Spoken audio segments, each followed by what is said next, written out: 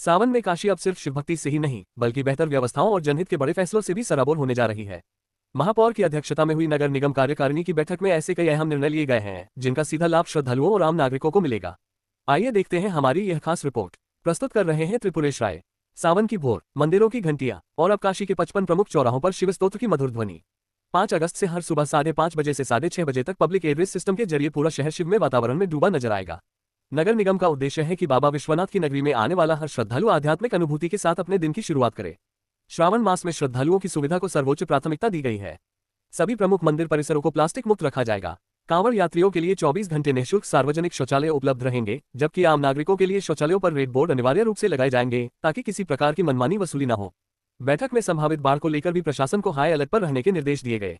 राहत शिविरों में शुद्ध पेयजल, भोजन, बेड, दवाइयों और साफ सफाई की समुचित व्यवस्था सुनिश्चित करने के आदेश दिए गए हैं। गंगा और वरुणा के जलस्तर पर लगातार निगरानी रखी जाएगी और सभी विभाग आपसी समन्वय से काम करेंगे।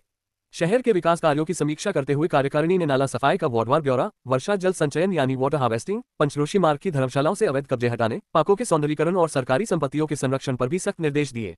विकास कार्यों में पारदर्शिता और जवाबदेही सुनिश्चित करने पर विशेष जोर दिया गया।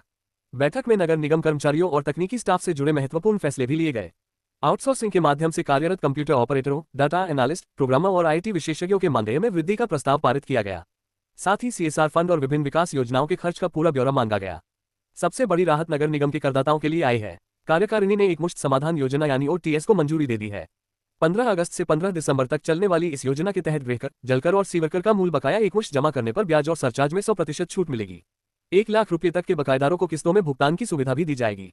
बैठक में संपत्ति कर प्रणाली में भी संशोधन को मंजूरी मिली। सूक्ष्म और लघु उद्योगों को बड़ी राहत देते हुए उनकी कर दरों में बदलाव किया गया, जबकि बड़े औद्योगिक प्रतिष्ठानों के लिए नई कर व्यवस्था लागू करने का निर्णय लिया गया। साथ ही जन्म मृत्यु प्रमाण पत्रों के लंबित मामलों के शीघ्र निस्तारण और सड़कों पर निर्माण सामग्री रखकर यातायात बाधित करने वालों पर प्रभावी कार्रवाई का भी फैसला लिया गया। कुल मिलाकर नगर निगम की इस कार्यकारिणी बैठक में आस्था, सुविधा और जनहित तीनों को केंद्र में रखकर कई महत्वपूर्ण फैसले लिए गए हैं। एक ओर सावन में काशी की आध्यात्मिक पहचान को और मजबूत करने की तैयारी है, तो दूसरी ओर शहर की आधारभूत सुविधाओं, करदाताओं को राहत और विकास कार्यों में पारदर्शिता सुनिश्चित करने की दिशा में भी ठोस कदम उठाए गए हैं।